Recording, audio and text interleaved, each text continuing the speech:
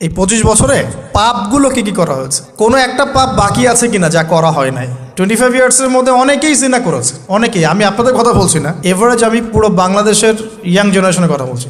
25 বছরের ইয়াং এই প্রজন্মটা, এই লেটেস্ট যে প্রজন্মটা, এদের অনেকেই জেনা করেছে, বিবাহ বহির্ভূত সম্পর্ক। এবং আমরা এখন জেনাকে অনেক সময় উস্কেও দেই, আমরা অনেক সময় এটাকে প্রমোটও করি, আমরা এটাকে ফ্যাশনও মনে করি। কারণ আমাদের ঢাকায় মানুষ বলে যে তোর গার্লফ্রেন্ড নাই, এটাই হচ্ছে ওদের কাছে অবাক করা বিষয়। সবাই ঘুরে, ঈদের দিন তুই ঘুরতে পারিস না? আমাদের ফ্যামিলির মধ্যে একজন বলতেছিল তার মেয়েকে, সবাই ঈদের দিনে বাইরে যায়, তুই যেতে পারস না? ঢাকায় এভাবে কথা বলে। তার মানে এটাই ফ্যাশন, মানে আমরা জেনাকে উস্কেও দিচ্ছি। তার মানে 25 বছর আমরা অনেকে জেনাও করেছি। মাদকের সাথে সম্পৃক্ত কত পার্সেন্ট ইয়াং জেনারেশনে আমাদের দেশে? ক্যালকুলেট করেন, আপনি গুগল করেন, দেখেন কত পার্সেন্ট আমাদের দেশে মাদক সেবন করে। ইভেন এখন কিশোর গ্যাং বের হয়েছে, কিশোর গ্যাংয়ে অনেক যুবকরা যায়, অনেকে রাস্তাঘাটে মারামারি করে, অনেকে পলিটিক্যাল দলাদলির মধ্যেও আছেন অনেকেই। এবং এখানে ভাই ভাই রক্ত ঝরাই আমরা। উভয় মুসলিম, কিন্তু উভয় মুসলিম, জুমার দিন একসাথে নামাজ পড়ে। তাহলে এটা কোন দর্শন যেটা আমার ভাইকে শত্রু বানিয়ে দিল, আর পশ্চিমারা গাছের আড়ালে বসে বসে হাসছে? কারণ এই দর্শনগুলো তো ওরাই দিয়েছে। তো 25 বছরের পাপগুলো একটু ক্যালকুলেট করি। প্রিয় দিনী বোন, একটু হিসাব করবেন যে 25 বছর আপনি কতদিন পর্দা করেছেন, কত 25,000 মানুষ আপনার চেহারা দেখেছে কিনা, এই 25 বছরে কত হাজার মানুষ আপনার চেহারা দেখেছে। আর ছেলেরা আপনাকে দেখলে কখনো চেহারা সুরত দেখে না। বেগানা নারীর দিকে একটা ছেলে যখন তাকায় এবং সেক্সুয়াল ডিজায়ার নিয়ে তাকায়, তখন সে চোখ দিয়ে তাকে রেপ করে। ভেরি সরি টু সে যে আপনি প্রচুর চোখ দিয়ে রেপড হয়েছেন প্রিয় দিনী বোন। অনেকেই আপনাকে চোখ দিয়ে রেপ করেছে, আপনি বুঝতেই পারেন নাই। তো এই 25 ইয়ার্স আমরা অনেক কিছুই করেছি, অনেক কিছুই করি নাই। এখন একটু আজকে সাদা একটা কাগজ নিয়ে আমরা একটা হিসাব করব যে আমরা 25 বছরে কী করেছি, কী করি নাই, কী পাপ করেছি, কী করি নাই, কী পুণ্য করেছি, কী করি নাই। আমি আগে মনে করতাম যে একটা খালেস তওবা ইনশাআল্লাহ আল্লাহ পাক সব মাফ করে দিবেন। আসলে আল্লাহ পাক মাফ করেই দিবেন, কিন্তু ভিতর থেকে স্যাটিসফাই হতে পারবেন না আপনি।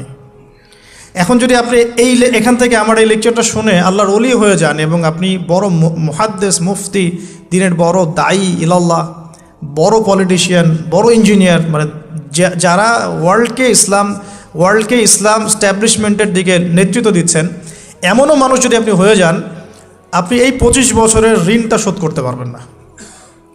এই 25 বছরের ঋণ আপনাকে প্রতিনিয়তই ভিতরে ধুকিয়ে মারবে আর কি, যেটা আমাদেরকেও মারে ভিতর থেকে। যে আমরা যদি আগে থেকে বিষয়গুলো বুঝতাম, যদি আরও আগে থেকে স্টাডি করতে পারতাম, আরও বেশি যদি আমি আলেম ওলামার সাথে মিশতে পারতাম, আরও যদি বেশি গভীরে যেতে পারতাম, তাহলে কতই না ভালো হতো।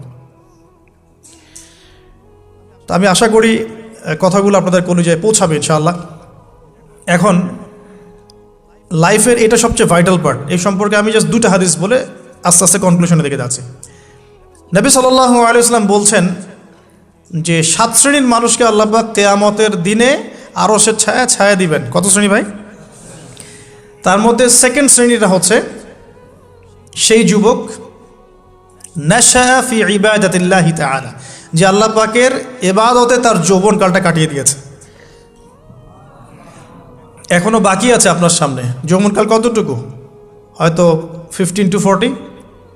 তার মানে এখনও 40 বা 50 বছর পর্যন্ত আপনার যৌবনটিকে থাকবে ইনশাআল্লাহ, যদিও বা এই যুগে থাকে না আর কি। আমরা তো ফ্যান্টাসিতে ভুগি অনেক সময়, 4টা বিয়ে। বাস্তবতা হচ্ছে এই যুগে একটাই ডিফিকাল্ট, একজনকে সন্তুষ্ট করে কি ডিফিকাল্ট। এখন সেই যুগ না তো, আমরা তো হর্স রাইড করি না, আমরা তো এক্সারসাইজ করি না, আমরা তো এখন অনেকে খেলিও না, আমরা ফাস্ট ফুড খাই, আমরা হাইজেনিক খাবার খাই না, আমরা আগেকার মানুষদের মতো অনেক কিছুই করি না। এনভায়রনমেন্ট নষ্ট হয়ে গেছে, পলিউশন আছে, সব মিলে এখন আমাদের যৌবন যে 50 বছর পর্যন্ত থাকবে, এটা নিশ্চয়তা দেওয়া যাচ্ছে না যদি আমরা বেঁচেও থাকি। আর কত যুবক যুবতী ভাই বোন যে যৌবনকালেই চলে যায় তার তো ঠিক নাই। প্রিয় দিনী ভাইয়েরা, আমরা আলোচনা করছিলাম যৌবন সম্পর্কে। এই বিষয়ে আমি 2টো হাদিস বলার নিয়াত করেছিলাম। তো প্রথমটা শুনিয়েছি মোটামুটি, সেটা হলো নবী সাল্লাল্লাহু আলাইহি ওয়াসাল্লাম বলেছেন যে কিয়ামতের মাঠে আল্লাহ রাব্বুল আলামিন যে 7 শ্রেণীর মানুষকে তার আরশের ছায়া দিবেন, তার মধ্যে 3য় শ্রেণী হচ্ছে সেই যুবক যে তার যৌবনকালটাকে আল্লাহর পথে উৎসর্গ করেছে বা কাটিয়ে দিয়েছে।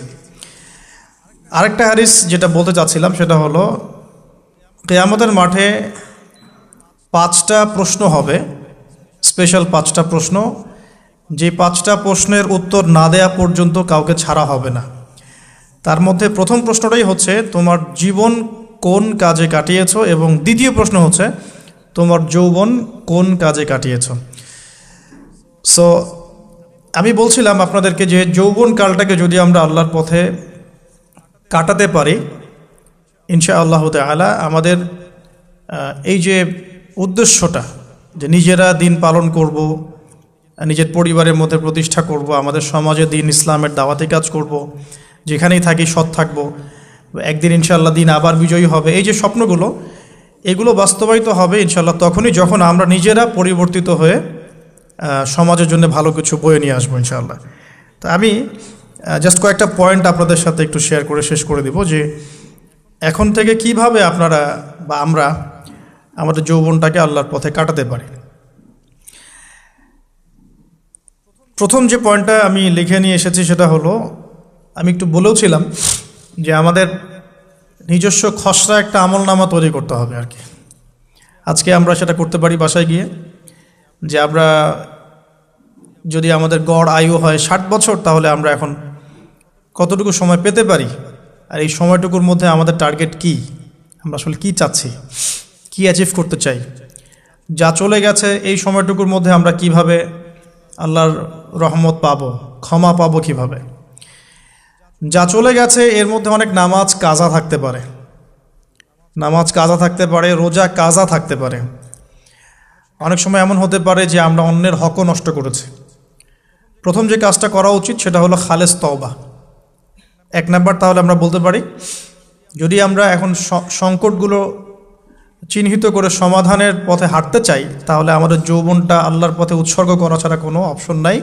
উৎসর্গ বলতে আমি বোঝাচ্ছি কাটিয়ে দেয়া, আল্লাহর ইবাদত করে কাটিয়ে দেওয়ার কোনো বিকল্প নাই। তার জন্য প্রথমত আমাদের নিজেদের জীবনের কৃতকর্মগুলোর হিসাব নিকাশ মেলাতে হবে, 1 নাম্বার। আর 2 নাম্বার হচ্ছে বিশুদ্ধ তওবা করে আল্লাহর পথে ফিরে আসতে হবে। বিশুদ্ধ তওবা কিভাবে করব এটা আমরা অনেকে বুঝি না। অনেকে মনে করি যে মুখ দিয়ে জাস্ট আস্তাগফিরুল্লাহ বললেই হয়তো তওবা হয়ে যায়। বিষয়টা এমন নয়। বিশুদ্ধ তওবা হচ্ছে আপনি আল্লাহর দিকে পরিপূর্ণ অভিমুখী হবেন, রুজু করবেন, এর নাম হলো বিশুদ্ধ তওবা। যে পাপগুলো করেছি এগুলোর জন্য ক্ষমা চাওয়া, এই পাপগুলো কোনোদিন করব না এরকম প্রত্যয় ব্যক্ত করা, আর যদি অন্যের সাথে সম্পৃক্ত কোনো হক থেকে থাকে সেটা ফেরত দেওয়া। তো আমরা আজকে গিয়ে সুন্দর করে ওযু করে 2 রাকাত নামাজ পড়তে পারি। 2 রাকাত নামাজ পড়ে আমরা আল্লাহকে বলতে পারি যে আস্তাগফিরুল্লাহাল্লাযী লা ইলাহা ইল্লা হুয়াল হাইয়ুল কাইয়্যুম ওয়া আতুবু ইলাইহি। আল্লাহ, আমি আমার জীবনের এই যে একটা বড় সময় তোমার থেকে দূরে ছিলাম, নামাজ কাজা হয়েছে, রোজা কাজা হয়ে গেছে, চোখের হেফাজত হয় নাই, জিনা হয়ে গেছে নাউযুবিল্লাহ, মাদকের সাথে সম্পৃক্ত ছিলাম নাউযুবিল্লাহ, আমরা মিউজিক্যাল ইনস্ট্রুমেন্ট প্লে করেছি, ইত্যাদি ইত্যাদি। এগুলো থেকে আল্লাহ আমরা আজকে তোমার কাছে তওবা করছি, ক্ষমা চাচ্ছি, এবং আগামী দিনগুলোতে তোমার হুকুম আহকাম মেনে চলার তৌফিক চাচ্ছি। 2টো জিনিস খুব প্রয়োজন, একটা হলো তৌফিক, একটা হলো দোয়া। আপনার প্রচেষ্টা আল্লাহর কাছে দোয়া করতে থাকা এবং আল্লাহর কাছে তৌফিক কামনা করতে থাকা। আল্লাহ পাক যাকে ইচ্ছা তাকে তৌফিক দিয়ে থাকেন। আল্লাহ রাব্বুল আলামিন যাকে ইচ্ছা তাকে তৌফিক দিয়ে থাকেন। যে আল্লাহর কাছে যত বেশি চাইবে আল্লাহ পাক তত বেশি দিবেন ইনশাআল্লাহ। তো এই জন্য চেয়ে নিতে হবে, প্রথমত চেয়ে নেবেন যে আল্লাহ আপনি আমাকে তৌফিক দিন, যাতে করে আমি আমার পুরো জীবনটাকে আপনার ইবাদতে কাটাতে পারি, আরও সে ছায়া পেতে পারি। আল্লাহ কবুল করুন, আমিন। এখন ইস্তেগফার করার পর যার যার হক তাকে তাকে ফিরিয়ে দেওয়া উচিত। যদি আপনি বা আমি, আল্লাহ না করুক, কারো হক নষ্ট করে থাকি, সেটা ফিরিয়ে দিতে হবে। এই হক নষ্ট ফিরিয়ে দেওয়ার মানে এটা নয় যে গার্লফ্রেন্ডকে কথা দিয়েছিলেন বিয়ে করবেন, সেখান থেকে ফিরে আসা যাবে না। ব্যাপারটা কিন্তু এমন নয় আর কি। এরকমও প্রশ্ন আমাদের কাছে অনেকে করেছেন যে আমি তো আমার গার্লফ্রেন্ডকে কথা দিয়েছিলাম যে আমি তোমাকে ছাড়া আর কাউকে বিয়ে করব না, তো এখন কি আমি ফিরে আসলে, তওবা করে ফিরে আসলে কি এর জন্য আল্লাহ আমাকে ধরবেন কিনা? মনে রাখবেন, শয়তান হচ্ছে এই পৃথিবীর সবচাইতে ইন্টেলেকচুয়াল প্রাণী।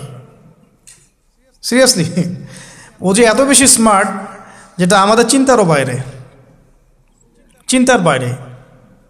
যখন শয়তান সরাসরি মানুষকে পথভ্রষ্ট করতে ব্যর্থ হয়, তখন কিছু নেক সুরত ধারণ করে। দিনী ভাই দিনী বোন, এটা নেক সুরত, ঠিক আছে। তারপরে দাড়ি টুপিওয়ালা মানুষের মধ্যে এটা ঢুকিয়ে দেওয়া যে আমি তো অনেক আবেদ মানুষ, পরহেজগার, ওরা তো ককরোচ। দেখবেন বেশি না, 1 মাস যদি কেউ নামাজ পড়ে, 1 মাসে 10টা বই পড়াশোনা করে, ইসলাম সম্পর্কে একটু ঘাটাঘাটি করা শুরু করে, অন্যদের সাথে কথা বলার ক্ষেত্রে তার যে বডি ল্যাঙ্গুয়েজ, এটা খেয়াল করবেন। তো শয়তান কিন্তু অনেক স্মার্ট, এভাবে শয়তান অনেকভাবে মানুষকে প্রতারিত করতে পারে। সো শয়তানের নেক্সট শুরুতে ধোকায় পা দিবেন না। আল্লাহ পাক আমাদের সবাইকে হেফাজত করুন, আমিন। খুব ভালো একটা কাজ করছি মনে করেন, একটা বড় প্রজেক্ট করছি সারা বাংলাদেশ ব্যাপী, একটু মনের মধ্যে ঢুকিয়ে দিল যে মানুষ তো দেখুক, মানুষ ভালো বলুক, যথেষ্ট আমল ধ্বংস হওয়ার জন্য। এতটুকু যথেষ্ট আমল ধ্বংস হয়ে যাওয়ার জন্য। আল্লাহ মাফ করুক আমাদেরকে। তো প্রথমে প্রিয় ভাই, তওবা করে ফিরে আসা, যার যার হক তাকে তাকে ফেরত দিয়ে দেওয়া। এরপরের সবচাইতে ইম্পর্ট্যান্ট জায়গাটাই হচ্ছে ইলম অর্জন করা। যেখানে আছেন সেখানেই থাকবেন, মানে যে প্রতিষ্ঠানে যে সাবজেক্টে পড়ছেন, এখন আপনাদের প্রায় জীবনের 20টা বছর চলে গেছে। এখন সবার পক্ষে আবার ইউটার্ন করে জিরো থেকে স্টার্ট করা পসিবল না, এবং এটা বুদ্ধিমানের কাজও হবে না, এটা বুদ্ধিমানের কাজও হবে না। ওই সেকশনে যারা আছেন তাদের সংখ্যা কিন্তু প্রচুর, যারা দিনী লাইনে পড়াশোনা করছেন, ঠিক আছে। আল্লাহ চাইলে তাদের মধ্য থেকেই ইনশাআল্লাহ এমন অনেক বড় বড় মুফতি, মুহাদ্দিস, ইমাম তৈরি হবেন, যারা ধর্মীয় অঙ্গনে নেতৃত্ব দিবে ইনশাআল্লাহ। আর যদি দেখা যায় তারা তাদের দায়িত্ব পালন না করেন, তখন আল্লাহ পাক জেনারেল থেকে মানুষ উঠায় নিয়ে আসবেন। এটা আল্লাহ পাকের কৌশল, আল্লাহ পাক করতে পারেন। এখন আপনি কি করবেন? যেহেতু আপনারা 20-25 বছর পার করে আসছেন, যে সাবজেক্টে পড়ছেন কন্টিনিউ করতে থাকবেন। যদি এনভায়রনমেন্ট থাকে ফ্রি মিক্সিংয়ের, এখানে আপনি আপনার চোখকে হেফাজত করার চেষ্টা করবেন সর্বোচ্চ। এ ব্যাপারে আমি একটা বই সাজেস্ট করি, এই বইটা পড়লে ইনশাআল্লাহ আপনার অন্তরের মধ্যে এই বিষয়গুলো কমে আসবে ইনশাআল্লাহ। সেটা হলো তাসকিয়া, ও আরেক নামে এসেছে, সেটা হলো তাসাউফ ও আত্মশুদ্ধি।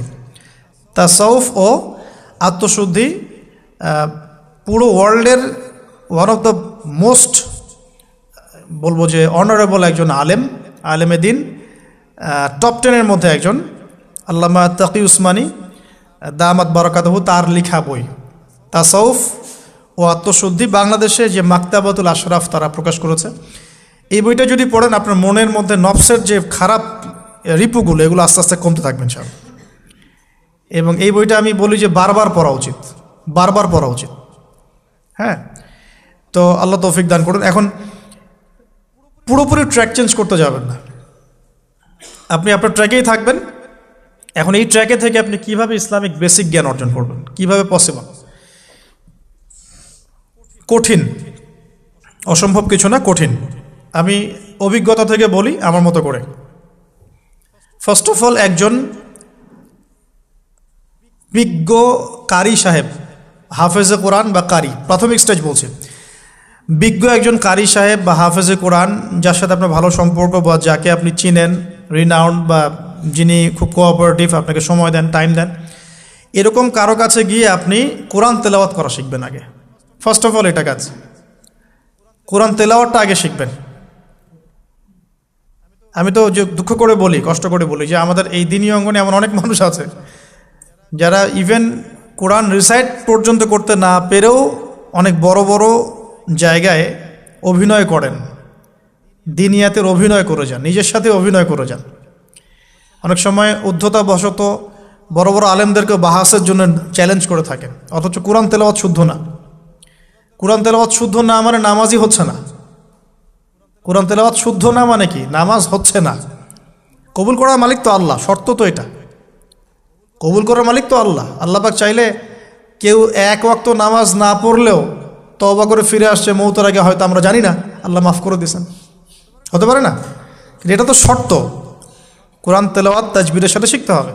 তো এখানে যদি একজন আলেম থাকেন, একজন কারি থাকেন, হাফেজ থাকেন, তার কাছে আপনারা ব্যাচ করে পড়লেন, অথবা সে যদি কোনো ইনস্টিটিউট খোলে সেখানে আপনারা একটু সময় দিলেন, বা যারা পড়তে জানেন আবার মস্ক করে নিলেন। ফজরের পর 1 ঘন্টা, সপ্তাহে 3 দিন, 3 মাস এনাফ। ফজরের পর 1 ঘন্টা, সপ্তাহে 3 দিন, আপনার 2 থেকে 3 মাস যথেষ্ট। কোরআন তেলাওয়াত আপনি শিখে ফেলবেন ইনশাআল্লাহ। এটা প্রথম কাজ। এটা না করে পরের কাজগুলো আসলে পসিবল না। এগুলো সব জাতামাতা কাজ হয়ে থাকবে, এগুলো মানে পূর্ণতা পাবে না। প্রথম কাজটাই কোরআন তেলাওয়াত শেখা।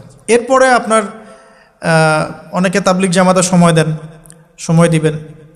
অনেকে দেখা যায় যে বাসায় দিনই বই পুস্তক পড়েন, এগুলো পড়বেন, ঠিক আছে। অনেকে হাদিসের বইয়ের যে অনুবাদগুলো হয়েছে এগুলো পড়বেন, সমস্যা নেই। কিন্তু কোরআন তেলাওয়াত অবশ্যই শিখবেন। তারপরে আপনি যদি এখান থেকে বের হওয়ার পরে বা রানিং অবস্থাতেও যদি সময় বের করতে পারেন, তাহলে মাদ্রাসা অঙ্গনের কোনো আলেমের সহবতে গিয়ে আপনি অ্যারাবিক ল্যাঙ্গুয়েজ এবং অ্যারাবিক গ্রামার শিখবেন। ওটা আপনার শেখার লেসন 2, কোরআনের পর এটা শেখার লেসন 2। অ্যারাবিক ব্যাকরণ, অ্যারাবিক গ্রামার এবং অ্যারাবিক ল্যাঙ্গুয়েজ ছাড়া কোরআনের তাফসির তর্জমা এগুলো বোঝা যায় না। যে যাই বলুক এটাই ফুল স্টপ কথা। তাফসির আপনি তো বঙ্গানুবাদ দেখে অনেক কিছু বুঝতে পারেন ঠিকই। আল্লাহ পাক বলেছেন সুদ খেও না, জেনার ধার কাছে যেও না, এগুলো কমন মেসেজ, সেগুলো সবাই নিতে পারে। একজন অমুসলিম ভাইও ওইটা যদি বাংলা পড়তে পারে সেও বুঝতে পারবে কি বলতে যাচ্ছেন আল্লাহ পাক। অ্যারাবিক ল্যাঙ্গুয়েজ, অ্যারাবিক গ্রামারের ভিতরে না ঢুকলে আপনি কোরআনের ভাষাটাকে ধরতে পারবেন না। আল্লাহ পাকের যে মানে ঐশী গ্রন্থের বালাগাত, এটা আপনি বুঝতে পারবেন না। তো এই জন্যে এটা তো সিম্পল এক্সাম্পল। আমরা যদি এখানকার ল্যাঙ্গুয়েজ কি বইগুলোর, ইংরেজি না বাংলা? ইংলিশ। মাশাআল্লাহ, ইংলিশ ল্যাঙ্গুয়েজ যদি না জানতাম আমি কি এখানে পরীক্ষা অ্যাটেন্ড করতে পারতাম? আমি তো ওই টপিকটাই বুঝবো না, কোন টপিক আলোচনা হচ্ছে, স্যার কী পড়াচ্ছেন। আমার তো ইংরেজি গ্রামারের এবং ইংরেজি ল্যাঙ্গুয়েজটিক আমার কোনো দক্ষতা নাই। তাহলে আমি কীভাবে ওই চ্যাপ্টার 1, চ্যাপ্টার 2, চ্যাপ্টার 3, এই টপিক ওই টপিক কেমন করে বুঝতে পারি? সিমিলার এখানে কোরআনের ক্ষেত্রে যদি আপনি ল্যাঙ্গুয়েজগুলো না জানেন এবং গ্রামারটা না বোঝেন, তাহলে কোন সূরার ভিতরে কি গভীর মর্ম এগুলো আপনি ধরতে পারবেন। ভাষা একটা অর্থ বুঝতে পারবেন। ভাষা অর্থ পরীক্ষায় পাশ করাতে পারে, কিন্তু A+, গোল্ডেন A+ আনতে পারে না। তো আশা করি আপনি বুঝতে পারছেন যে আমি কী বলতে যাচ্ছি। তো এটার জন্যে এখন এক্সাম্পল বুঝে নেন। এই যে এখানে ইংরেজি ল্যাঙ্গুয়েজ পড়ছেন, ওই ল্যাঙ্গুয়েজের উপরে বেস করে আপনি বইগুলো শেষ করছেন, এটা কি ওস্তাদ ছাড়া করছেন না ওস্তাদ সহ করছেন? টিচার লাগে না? সেম জিনিস কোরআনের ভাষা শিখতে হলেও, গ্রামার শিখতে হলেও এরকম কিছু ওলামায়ে কেরাম আপনাকে খুঁজে বের করতে হবে। এখন ওলামায়ে কেরামরা কিন্তু অনেক ব্যস্ত, অনেকের অনেক কাজ থাকে, অনেকের মাদ্রাসা থাকে, অনেকের দিদি খেদমত থাকে। এর মধ্যেও আল্লাহর কাছে দোয়া করতে থাকেন, ইনশাল্লাহ আপনাকে আপনার ওস্তাদ আল্লাহ পাঠিয়ে দিবেন ইনশাল্লাহ। আল্লাহ পাক কাউকে ওস্তাদ ছাড়া রাখবেন না। তো ওস্তাদের কাছে আপনার বিহেভিয়ার কেমন হবে, এখন আপনি টিচারের সাথে যেমন বিহেভিয়ার রাখেন সেরকম তিনি সবক দিবেন, আপনি সেটা বাসায় কভার করবেন, নতুন পড়া নেবেন, আবার পড়া দিবেন। এইভাবে আস্তে আস্তে 4-5টা ক্লাসিক্যাল অ্যারাবিক গ্রামারের বই যদি কভার করতে পারেন, ইনশাআল্লাহ আপনি কোরআনের এই যে আলহামদুলিল্লাহি রাব্বিল আলামিন পড়ছেন, অর্থটা নিজেই বুঝতে পারবেন। হ্যাঁ, যালিকাল কিতাব লা রাইবা ফিহি হুদাল লিল মুত্তাকিন পড়ছেন, আপনি নিজেই বুঝতে পারবেন যে আল্লাহ পাক কী বলছেন আমাকে। তো এই যোগ্যতাটা অর্জন না করলে সত্যিকার অর্থে আমরা যে কোরআনিক সমাজ যেটা বলি আর কি বড় গলায়, এটা আসলে বাস্তবায়িত হবে না, তা আমার মত। আর এরপরে আপনি আরও উঁচু লেভেলে যদি পড়তে পারেন, যে পড়াশোনা শেষ, আপনার জব সেকশন নিশ্চিত, আপনার সময় আছে মাশাআল্লাহ, এখন এই সময়ের মধ্যে আপনি চাইলে হাদিসের যে কিতাবগুলো, হাদিসের বেসিক কিতাবগুলো মোতাআলা করতে পারেন। যে কাজটা আমি এখন করছি আর কি, হাদিসের বেসিক কিতাবগুলো আপনি মোতাআলা করতে পারেন। এটার জন্য অ্যারাবিক এবারত পড়ার যোগ্যতা অর্জন করতে হবে। এটা কি জিনিস? এটা হচ্ছে জবর জের পেশ ছাড়া আরবি পড়ার যোগ্যতা। এখন যে কোরআন তেলাওয়াতটা আপনি শিখবেন সেটা হচ্ছে জবর জের পেশ দেয়া কোরআন আপনি পড়বেন, তাই না? কিন্তু হাদিসের যে বইগুলো আছে এই বইগুলোর মধ্যে কিন্তু কোনো জবর জের পেশ দেয়া থাকে না। মৌলিক কিতাবের কথা বলছি, মৌলিক যে বইগুলো। অনেকে মনে করেন অনুবাদ করা বইগুলোই মনে হয় মূল বই, এগুলো হচ্ছে ওই বইগুলোর অনুবাদ, আংশিক অনুবাদ, পুরোপুরি অনুবাদ নয়। মূল বইগুলো পড়তে হলে এবারত পড়ার যোগ্যতা অর্জন করতে হবে। এটা level 3, Arabic grammar, Arabic language শেখার পর এই লেভেলে মানুষ যায়। আর একটু ধাপগুলো চিন্তা করতে থাকেন, কোন ধাপে গিয়ে কোন বইগুলো পড়তে হয়। আর অনেক সময় আমরা কি উদ্ধত আচরণটাই না করি হুজুরদের সাথে, আলেমদের সাথে, স্কলারদের সাথে। বিকজ আমাদের সামনে একটা চমৎকার প্ল্যাটফর্ম আছে ফেসবুক, তাই না? এখানে তো মানে রাত দিন, দিন আর রাত একে, রাতকে দিন বানানো যায়, দিনকে রাত বানানো যায়। হ্যাঁ, এখানে ওই যে আলোর প্রতিসরণের মতো হয় আর কি, সাইজ এতটুকু, বিম্ব হবে এত। তো আল্লাহ মাফ করুক আমাদেরকে। এখন হাদিসের মোতালা যদি করতে না পারেন, ওই পর্যায়ে যেতে না পারেন, তাহলে কি? তাহলে ওই হাদিসের মধ্যে যে কিতাবগুলো বাজারে অনুবাদ হয়েছে ওগুলো পড়তে হবে। যেমন অনুবাদ হয়েছে ফয়জুল কালাম। ফয়জুল কালাম একটা হাদিসের কিতাব, মাদ্রাসায় পড়ানো হয়। এর মধ্যে চমৎকার অনেকগুলো হাদিস আছে, প্রায় সম্ভবত 1000-এর বেশি হবে। এরপরে মোতালা করতে পারেন আপনি মিশকাতুল মাসাবিহ, এই বইটাও অনুবাদ হয়ে গেছে, এটাও ভালো কিতাব মাশাআল্লাহ। এরপরে আছে রিয়াদুস সালেহিন, এটাও একটা চমৎকার কিতাব। বুলুগুল মারাম মিন আদিল্লাতিল আহকাম, এটা একটা কিতাব আছে, এটাও মোতালা করতে পারেন হাদিসে। এরপরে আছে আপনার এখন যেটা বলছি, ইসলামিক ফাউন্ডেশন হয়েছে অনেক আগেই। এছাড়া বাংলা বাজার ঢাকায় যে ইসলামিক লাইব্রেরিগুলো, প্রকাশনা সংস্থাগুলো আছে, তারা মোটামুটি আবু দাউদ, তিরমিজি, নাসাই, ইবনে বাজা, কোনো প্রকাশনী বুখারী মুসলিমের কিছু ভার্সনও অনুবাদ করেছে। তবে এই উঁচু লেভেলের হাদিসের কিতাবগুলো শুরুতেই হাত দেওয়া যাবে না, এটা একটা মাথায় রাখবেন। শুরুতেই এই বড় বড় কিতাবগুলো হাত দেওয়া যাবে না। প্রথমে মানে আমরা তো আগে এসএসসি ইন্টার পাস করে এখানে আসছি না, নাকি আগে ডাইরেক্ট এখানে ভর্তি হয়েছে? একই বিষয়। ওরকম ফয়জুল কালামের মতো বইগুলো আগে পড়তো, ফয়জুল কালাম, আলফিয়াতুল হাদিস, রিয়াদুস সালেহিন, মিশকাত, এগুলো আগে পড়বেন। তারপরে গিয়ে যদি যোগ্যতা হয় ওই বইগুলো হাত দিবেন। তবে অনেক সময় দেখা যাবে একটা হাদিস বুঝতে পারছেন না, কোরআনের আয়াত বুঝতে পারছেন না, ওই অবস্থাতেই ওই হাদিস এবং ওই কোরআনের আয়াতকে রেখে দিবেন। এটাকে নিয়ে কোনো রকমের কনক্লুশনে চলে যাবেন না, আর ওইটাকে নিয়ে প্রচার করতে যাবেন না। বরং এগুলোকে একত্রিত করে সপ্তাহে একদিন আবার আলেমের কাছে চলে গেলেন, ওস্তাদ এগুলো বুঝি নাই, লাস্ট উইকে আমি এগুলো পড়েছি, এটা বুঝি নাই, তিনি বুঝিয়ে দিবেন ইনশাআল্লাহ। এগুলো পড়াশোনা। এর পাশাপাশি আমি বলছি বিষয়ভিত্তিক ইতিহাসের বই চলে আসছে, ইসলামের ইতিহাসের বই চলে আসছে। তারপরে সিরাতের অনেক বই বাজারে চলে আসছে, প্রায় 40-45টা বই পাওয়া যায় সিরাতের এখন বাংলাদেশে। তারপরে ফিকহের অনেক বই অনুবাদ হয়ে গেছে। এছাড়া আকিদার অনেক বই পাওয়া যায়। সবচেয়ে ভালো হয় যে আকিদা তাহাভিয়া বইটা পড়তে পারেন, এই বইটা পড়লে অনেক চমৎকার হবে। এর পাশাপাশি বরেণ্য ওলামায়ে কেরামদের বই পড়বেন। মানে বরেণ্য ওলামায়ে কেরাম কারা?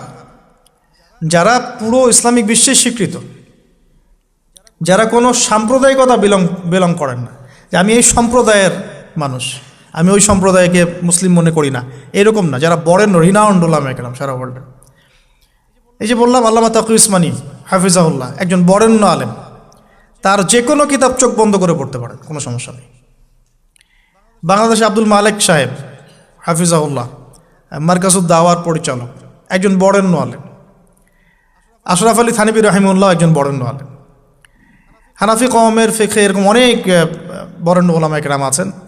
তারপরে আরবের মধ্যে এমন অনেক বরেণ্য আলেম আছেন, শাইখ উসাইমিন, শাইখ বিন বাজ, সালেহ আল ফাউজান, এরকম অনেক বড় বড় আলেম আছেন যারা রিনাউন্ড ওলামায়ে কেরাম। তাদের কিতাবগুলো আপনি পড়তে পারেন, কিন্তু যাদের মানে লেখা এবং গবেষণাগুলো ছাত্র পর্যায়ের, এগুলোকে আপনি প্রামাণ্য বই বানাবেন না।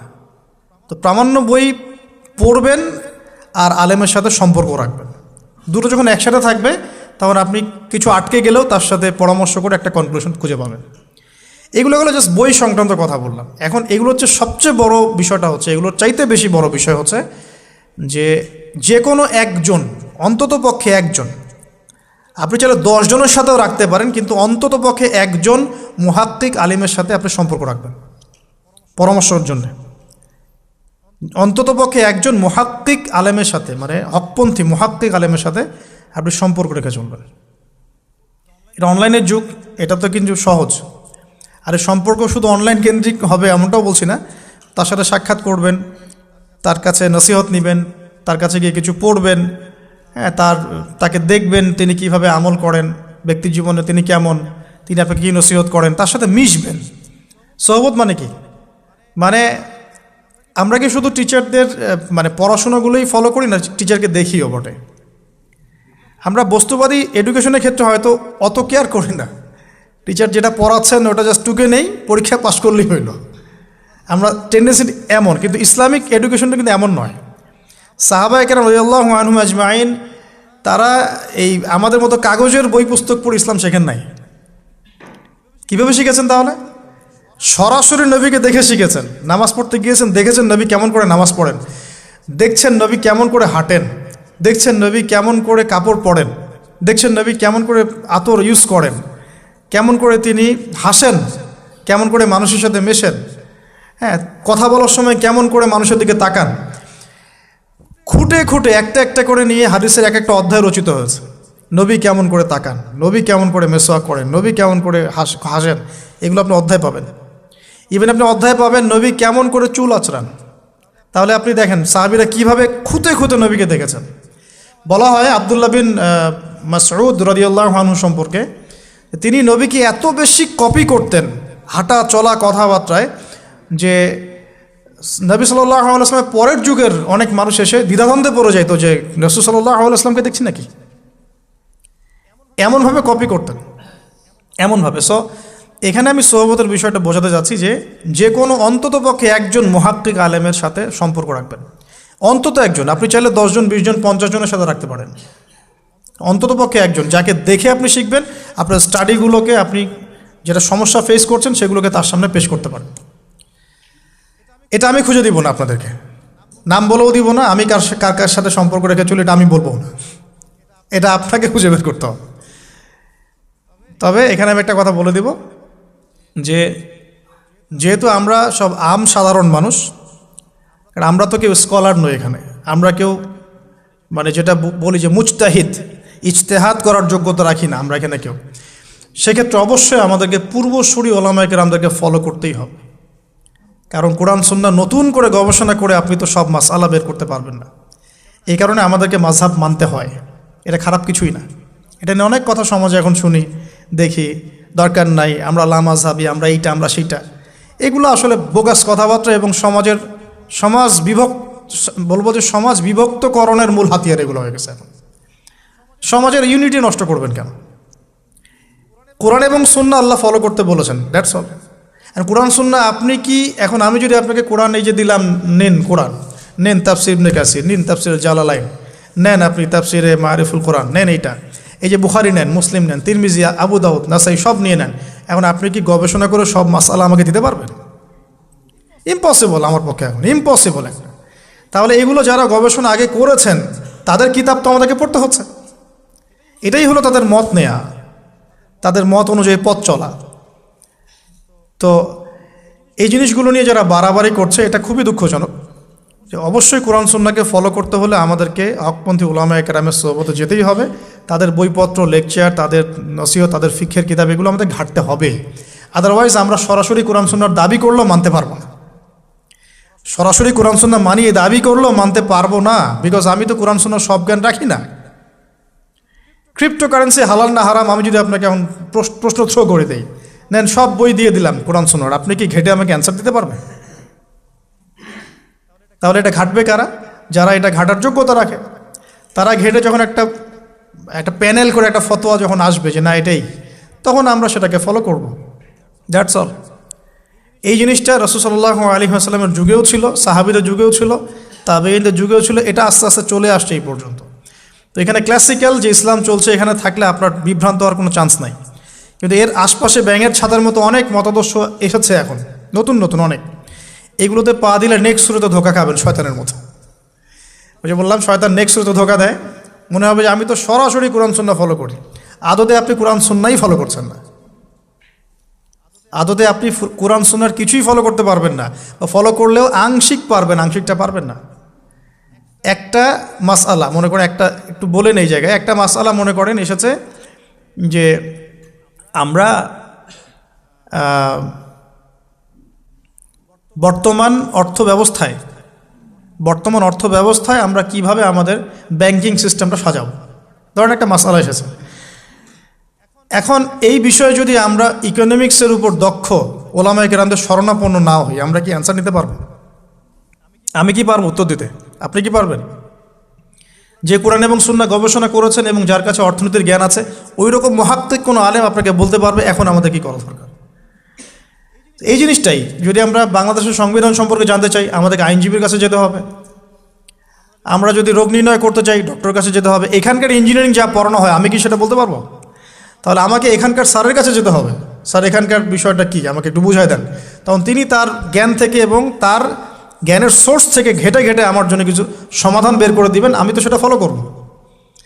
তো এই ফলো করা জিনিসটাকে যারা নেগেটিভলি উপস্থাপন করছেন, এটা ঠিক না। এটা একটা উদ্ধত আচরণ হচ্ছে, অহংকার হচ্ছে। এই ফিতনাগুলো থেকেও বেঁচে থাকতে হবে। এই জন্য আমি বললাম অন্তত একজন মুহাক্কিক আলেমকে ধরে বসে থাকবেন। এটা আমি কিন্তু পীর মুরিদি বোঝাচ্ছি না, ঠিক আছে? আমি বোঝাচ্ছি যে আপনি মানুষের সহবতে থাকবেন, পরামর্শ ভিত্তিক, যে কোনো একজন হকপন্থী আলেম। এখন এরপর কি? এরপরে আপনি পড়াশোনা চালিয়ে গেলেন, আলেম আপনার কাছে পরিচিত আছেন, আপনি টাচে আছেন, পড়াশোনা করছেন, কোরআন হাদিস মোতালা করছেন, মাশাআল্লাহ দ্বীনের জ্ঞান অর্জন করছেন। এখন আপনি আপনার সাধ্যমতো দাওয়াতি কাজ করবেন। যতটুকু দাওয়া আপনার দেওয়ার যোগ্যতা আপনি অর্জন করেছেন বা পারছেন, অতটুকু ছোট ছোট করে 5 মিনিট 10 মিনিট, একটা হাদিস 2টা হাদিস, এভাবে মানুষের মধ্যে ইসলামটাকে প্রচার করতে থাকেন ইনশাআল্লাহ। তবে যে বিষয়গুলো নিয়ে সমাজে ইখতিলাফ দ্বন্দ্ব দেখা যায়, এগুলো নিয়ে আপনি কথা বলতে চান না। এগুলোর কোনো সমাধান নাই, মানে এগুলো কখনো শেষ হবে এমনটা মনে হচ্ছে না। ইলা ইয়াউমিল কিয়ামা, কিয়ামত পর্যন্ত এগুলো শেষ হবে এমনটা বোঝা যাচ্ছে না। এই জন্য আমরা এখানে আগুন আর উস্কে দেওয়ার দরকার নাই। আপনি আপনার কাছে যেটা ভালো লাগে ওই মানহাজ, ওই মাযহাবটা ফলো করতে থাকেন ইনশাআল্লাহ। সাহাবীর যুগ থেকে এরকম ইখতিলাফ কিন্তু ছিল, তাই বলে কেউ কাউকে তারা এরকম তুই কাফের হয়ে গেছিস এরকম কখনো কথা কেউ বলে নাই, যেটা আমাদের পান থেকে চুন খসলে মানুষ বলে দেয়। এরকম জায়গায় যায় না, এটা তাস্কিয়া নষ্ট হয়ে যাবে, আপনার মনের তাস্কিয়া নষ্ট হয়ে যাবে। এখন এরপরে আপনি বা আমি আমাদের কর্মক্ষেত্রটা সাজাবো। যেহেতু আমাদের এখন মাশাআল্লাহ পড়াশোনা হচ্ছে, আলেমদের সাথে আমরা সম্পর্ক রাখছি, শেষ করছি, একটু ধৈর্য ধরেন। কর্মক্ষেত্রটা আমরা সাজাবো। এখন আপনারা বের হয়ে যাবেন, জবে চলে যাবেন মাশাআল্লাহ। এখানে কি, এখানে এমন একটা বিষয় খুঁজে নেওয়ার চেষ্টা করেন যে আপনার যাতে দুনিয়ার আর্নিংসটাও চলে আসে এবং পরকালেরও কাজ হয়। এক্সাম্পল দিচ্ছি আমি একটা, ধরেন যে আমার 4-5টা মাদ্রাসা আছে, কথার কথা, আমি বিভিন্ন মাদ্রাসায় পড়াই। এখানে কি হচ্ছে, আমি ইলম শিক্ষা দিচ্ছি, আমার নিজের চর্চা থাকছে, আমি সেখান থেকে কিছু হালকা পাতলা কিছু বেতনও পাচ্ছি, আমার পরিবার চলে যাচ্ছে। তো পুরো লাইফের পুরো কাজগুলোই কিন্তু তখন দিন কেন্দ্রিক হয়ে গেল, তাহলে সে বেশি লাভবান হলো।